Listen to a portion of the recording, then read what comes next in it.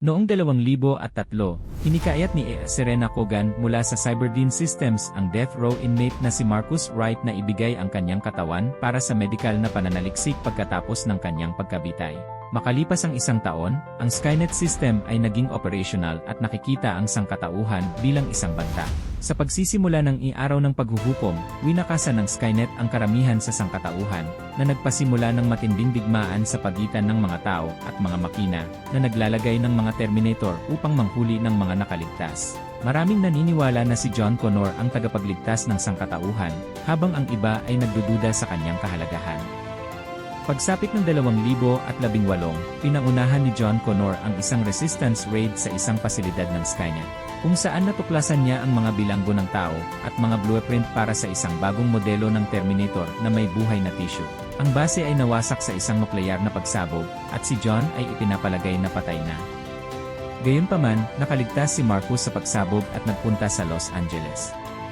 Si John, sakay ng isang nuclear submarine na nagsisilbing Resistance Headquarters, ay nagpapaalam kay General Ashdown ng kanyang mga natuklasan.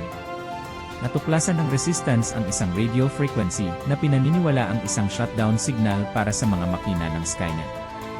Nagplano sila ng isang malaking opensiba laban sa base ng Skynet sa San Francisco, na naharang ang isang ilistahan ng pagpatay na nagpapakita ng intensyon ng Skynet na itarget ang pamumuno ng Resistance, kabilang si John mismo.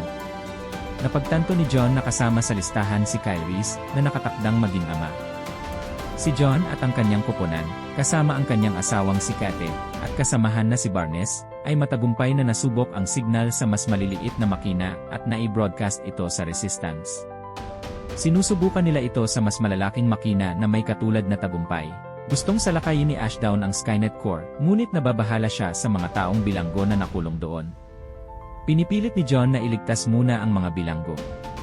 Samantala, si Marcus ay iniligtas mula sa isang negatibo, 600 Terminator ni Kyle Reese, at ng kanyang piping kasamang si Star.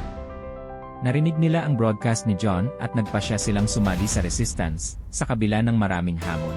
Tinulungan ni Marcus sina Kyle at Star na makatakas matapos silang mahuli, ngunit si Marcus lamang ang nakakatakas sa mga makina.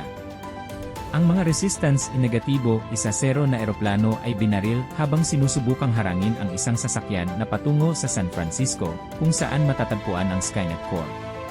Nakipagtulungan si Marcus sa pinabagsak na piloto na si Blair Williams at nakipaglaban sa mga manloloob.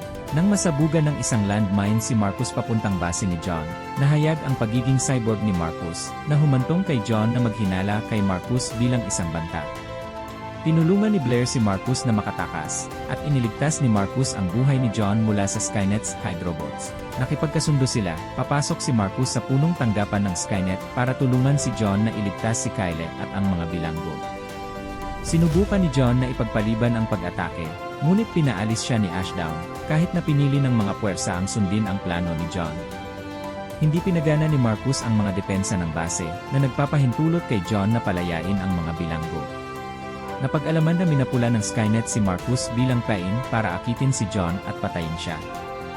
Habang sinasalakay ng Resistance ang base, plano ng Skynet na gamitin ang radio transmission para hanapin at sirain ang submarino ng Resistance. Sina Marcus at John ay humarap sa isang bagong negatibo, 800 Model 100 at 1 Terminator. Sa isang mabangis na labanan, si John ay nasugatan ng mortal, ngunit nagawa niyang sirain ang base ng Skynet sa pamamagitan ng pagpapasabog ng mga fuel cell. Habang tumatakas sila, sinubukan ni Kate na buhayin si John, ngunit napakalayo na niya. Isinakripisyo ni Marcus ang kanyang sarili, inialay ang kanyang puso para sa transplant upang iligtas si John. Nakaligtas si John at nakipag-ugnayan sa mga natitirang lumalaban sa Resistance, na kinikilala na habang mahalaga ang tagumpay na ito, nagpapatuloy ang laban sa Skynet.